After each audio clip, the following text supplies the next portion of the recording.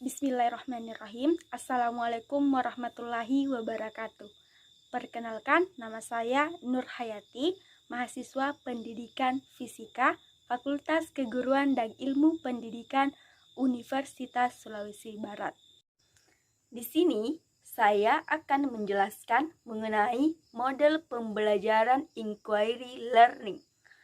Adapun pokok bahasan yang akan dibahas yaitu fluidostatik, subpokok bahasan tekanan hidrostatik. Adapun waktu yang digunakan yaitu 1 kali pertemuan atau 2 kali 45 menit untuk kelas 11 SMA sederajat.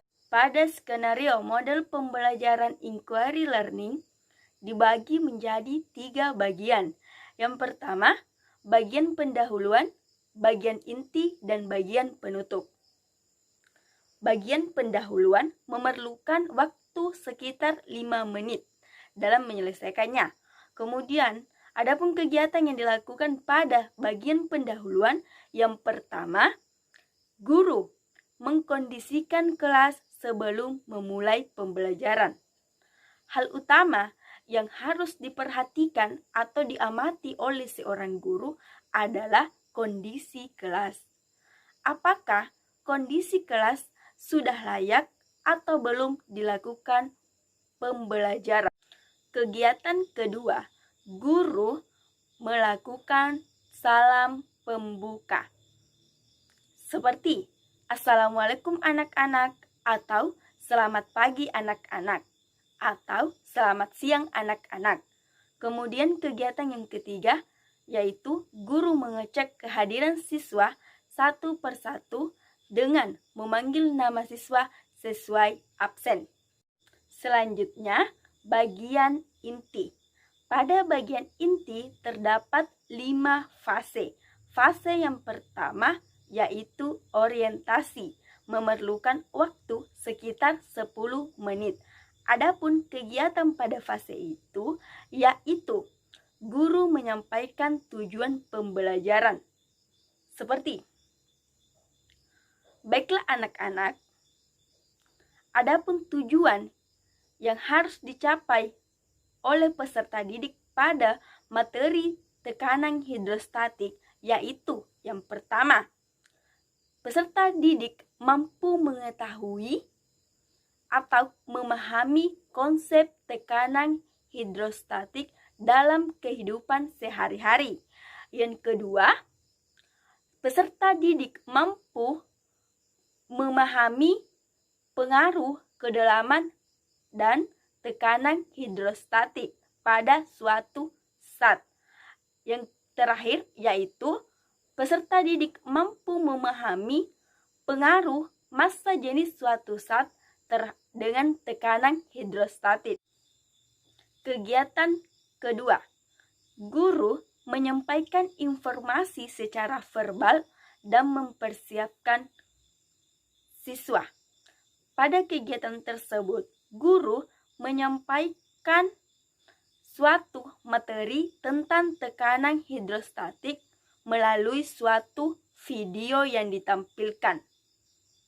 Kemudian, kegiatan ketiga, guru mengorganisasikan siswa ke dalam beberapa kelompok kecil dalam melakukan tugasnya.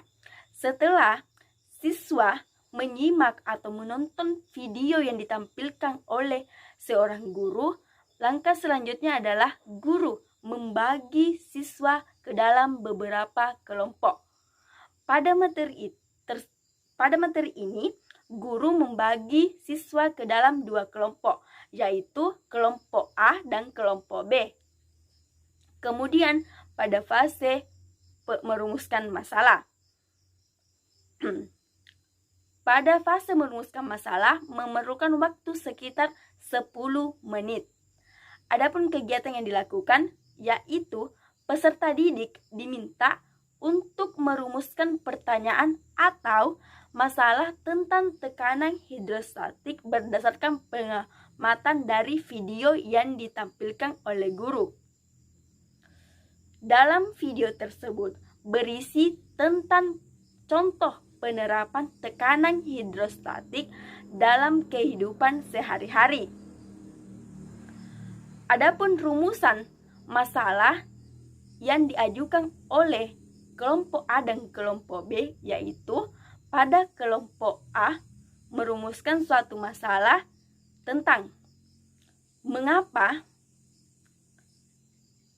tubuh terasa sakit dan napas terasa sesak ketika berenang di dasar laut daripada di permukaan laut. Kelompok B mengajukan suatu rumusan masalah, yaitu manakah yang memiliki tekanan hidrostatik tinggi antara zat minyak dan zat air. Selanjutnya, fase mengajukan hipotesis memerlukan waktu sekitar 10 menit.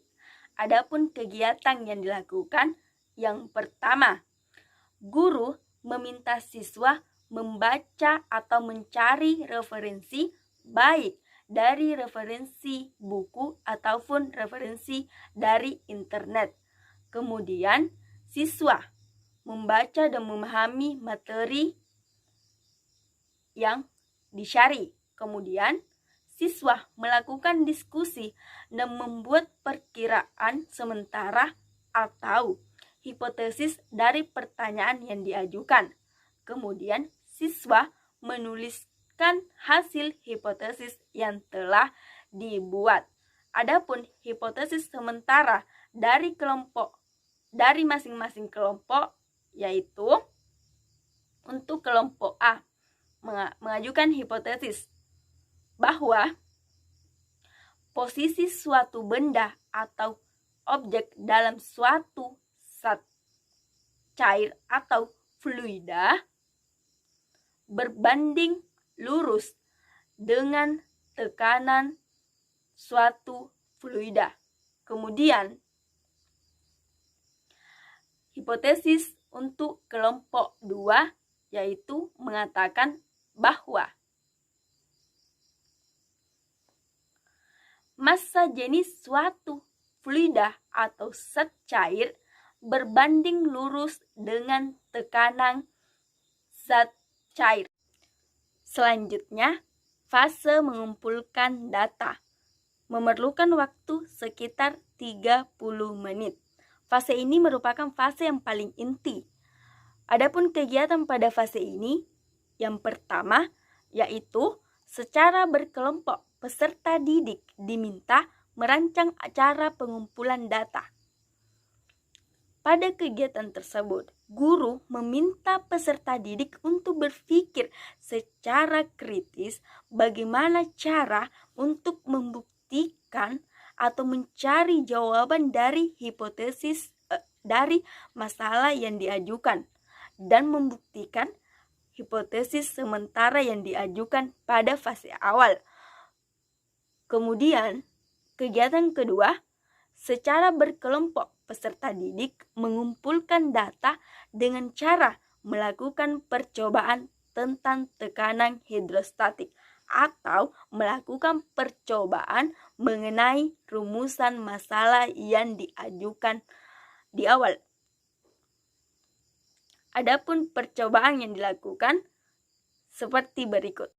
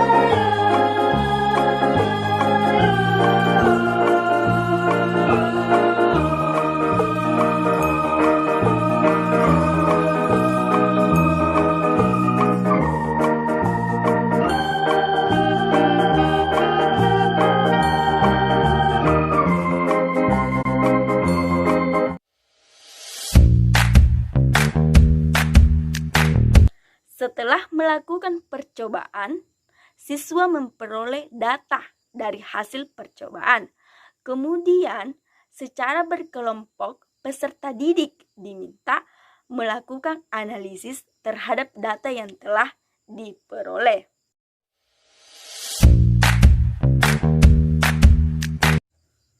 Selanjutnya, fase menguji hipotesis memerlukan waktu sekitar 10 menit. Adapun kegiatannya yaitu guru membimbing kegiatan diskusi siswa. Setelah data diperoleh, guru mengarahkan siswa untuk melakukan diskusi kembali dalam rangka menarik kesimpulan. Kemudian, siswa mengaitkan hasil diskusi dengan hipotesis yang diajukan di awal. Guru membimbing peserta didik untuk menyimpulkan hasil diskusi dan mengaitkan dengan hipotesis yang telah disusun. Kemudian, setelah berdiskusi, siswa menyimpulkan hasil diskusi. Fase terakhir, yaitu fase menarik kesimpulan, memerlukan waktu sekitar 10 menit. Kegiatan yang dilakukan yaitu guru membimbing siswa mempresentasikan hasil diskusi kelompoknya. Siswa atau perwakilan siswa mempresentasikan hasil diskusinya di depan kelas. Siswa berargumen di dalam diskusi. Kelompok A menarik kesimpulan dari hasil diskusi kelompoknya, yaitu tekanan hidrostatik tergantung pada kedalaman suatu zat cair. Semakin dalam suatu zat, maka semakin besar tekanan hidrostatiknya. Hal ini ditunjukkan oleh jarak capaian pancuran air pada percobaan. Oleh karena itu, badan akan terasa sakit dan napas terasa sesak ketika berenang di dasar laut daripada di permukaan laut. Hal ini karena tekanan pada dasar laut lebih besar daripada di permukaan laut. Sedangkan kelompok B menarik kesimpulan bahwa tekanan hidrostatik tergantung kepada besar massa jenis suatu zat. Semakin besar massa jenis suatu zat, maka semakin besar tekanan hidrostatiknya, walaupun posisi objek berada pada kedalaman yang sama. Oleh karena itu, zat air menghasilkan tekanan lebih besar daripada zat minyak. Hal ini ditunjukkan oleh jarak capaian pancuran suatu zat pada percobaan. Setelah setiap perwakilan kelompok mempresentasikan hasil diskusinya di depan kelas, maka kegiatan selanjutnya adalah guru menyimpulkan hasil diskusi. Kesimpulan dari guru yaitu besar tekanan hidrostatik tergantung kepada dua faktor. Faktor pertama adalah kedalaman suatu zat dan faktor kedua adalah massa jenis suatu zat. Semakin dalam suatu zat, maka semakin besar tekanan yang dihasilkannya, dan semakin besar massa jenis suatu zat, maka semakin besar pula tekanan yang dihasilkannya. Bagian terakhir, yaitu bagian penutup, memerlukan waktu sekitar 5 menit. Kegiatan yang dilakukan yaitu guru memberikan pujian dan penghargaan kepada seluruh siswa atas hasil diskusi kelompoknya. Pemberian pujian kepada siswa merupakan hal yang sangat baik. Hal ini bertujuan untuk memotivasi siswa agar lebih giat lagi belajarnya. Kemudian, guru memberikan tugas mengenai materi pembelajaran tentang tekanan hidrostatik. Pemberian tugas kepada peserta didik merupakan cara menindaklanjuti dari materi yang diajarkannya. Agar guru dapat mengetahui sampai di mana tingkat pemahaman siswa terhadap materi tekanan hidrostatik. Kemudian, guru mengingatkan siswa agar mempelajari materi selanjutnya di rumah. Hal yang biasa dilakukan oleh seorang guru sebelum mengakhiri suatu proses pembelajaran adalah mengingatkan atau memberitahukan kepada siswa agar mempelajari materi pekan depan. Kegiatan terakhir yaitu guru mengakhiri pembelajaran dengan salam. Seperti, baiklah anak-anak, sekian pembelajaran hari ini, sampai jumpa pekan depan. Assalamualaikum warahmatullahi wabarakatuh. Nah, itulah penjelasan singkat mengenai skenario model pembelajaran inquiry learning. Sekian dari saya. Assalamualaikum warahmatullahi wabarakatuh.